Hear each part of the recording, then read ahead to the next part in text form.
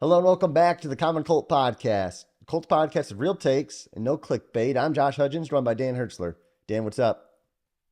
Not too much. Hey, we are gearing up for week 2 of the NFL and the Oh, Colts, yeah. baby. They were fun to watch last week. A lot of good stuff, but they lost. And you can't get away from the fact that they're 0-1, and we don't want a lot of exciting games and finish 0-17.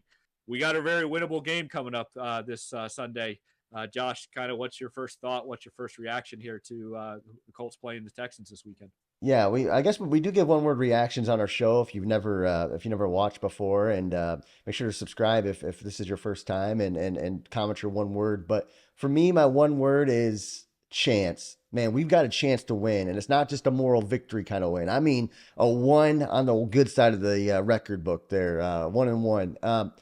Colts are underdogs heading into this game against Houston by 1 point. Battle of the two of the top rookie quarterbacks, and the guy who a lot of Colts fans kind of wanted. I know we've changed our tune and now we Yeah. all love AR, but once upon a time, just about everybody in Colts Nation wanted CJ Stroud. So it's going to be kind of fun seeing this guy for the first time for a lot of Colts fans, and watching these two young quarterbacks duke it out in Houston. Yeah, that's a really good point because early on we were that way too. We were all C.J. Stroud thinking that, and then Anthony Richardson started working on us. We started seeing some things we liked there. Now they're going to be division foes for hopefully for both teams next decade or so. It's Yeah. going to be kind of fun to do that.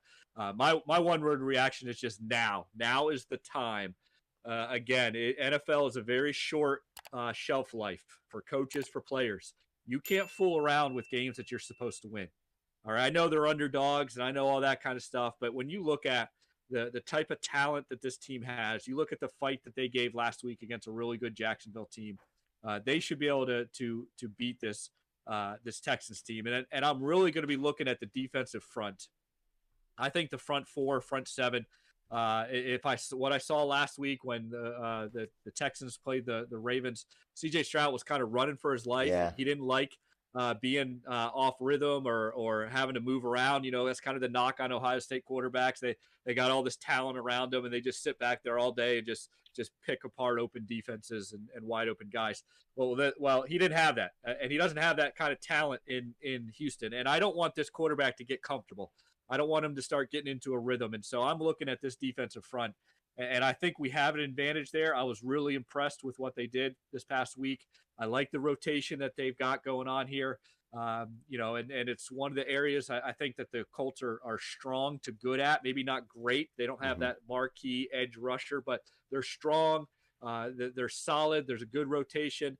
And I think if the Colts are going to win this game, they got to get C.J. Stroud moving against his will. Yeah, I mean, you watched the Colts last week against the Jaguars, and I think a lot of people were thinking this game might get ugly. They might get railroaded, and they didn't. They competed for 3.5 quarters against a really good football team.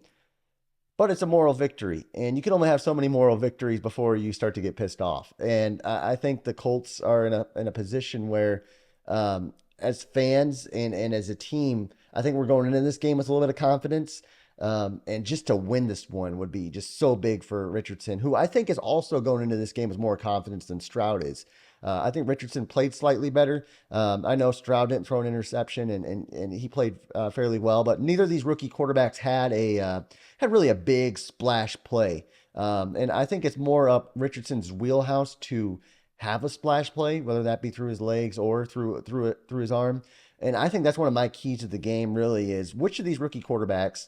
Yeah, okay. Which one makes less mistakes is probably going to win? Yeah, okay, we get that. But which one's going to make the big play this week? We didn't see it last week. They were both kind of eased into the game. Who's going to make the big throw down the field, or who's going to run for the big chunk on third down? And to me, when I'm looking at both these quarterbacks and which one's more likely to make the big play for their team in a close game, it's Anthony Richardson, based on what I've seen so far.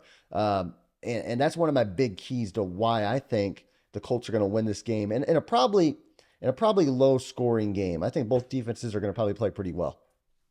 Yeah, I'm looking at. I'm expecting Anthony Richardson to do at least what he did season or week one. I think what we saw there, the poise, the decision making, for the most part, being able to move the ball. I think that's still going to be there. What he needs though is the support cast, and he needs that running back to step up. Zach Moss coming in. is going to be a huge lift for them. I think that's going to give them a real viable NFL running back. And then I'm also looking at Alec Pierce. I know that we talked about him. At least I did. I kind of put myself on the record. I thought he was going to have a good year. He was awful week one. He didn't do anything week one. He was a stinker. And so I need him to make a big play. I think he's got that home run ball potential. I think the Jaguars were actually afraid of that, and that's why they played the defense they had. I don't know if the Texans are going to do that as much.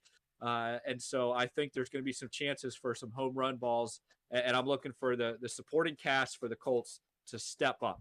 Yeah, offensively would be huge. Defense was nice last week. Now, if Pierce can make some bigger plays down the field, Pittman, I was pleasantly surprised with last week. It's Colts football is it's back to week 2 already. Score prediction. I'm going to go ahead and I'm going to predict a Colts win. Texans fans, if you're watching, go ahead and comment your prediction as well. We like to hear from you, and if the Colts win, I'm definitely going to comment back at you. But I'm going, I don't know, 21-17, something like that. Both these teams were evenly matched last year. Both these teams, neither got, they didn't sign any, they're both in rebuild mode. So we didn't sign any crazy veterans. Neither team did, in my opinion. So I think low scoring game, 21-17.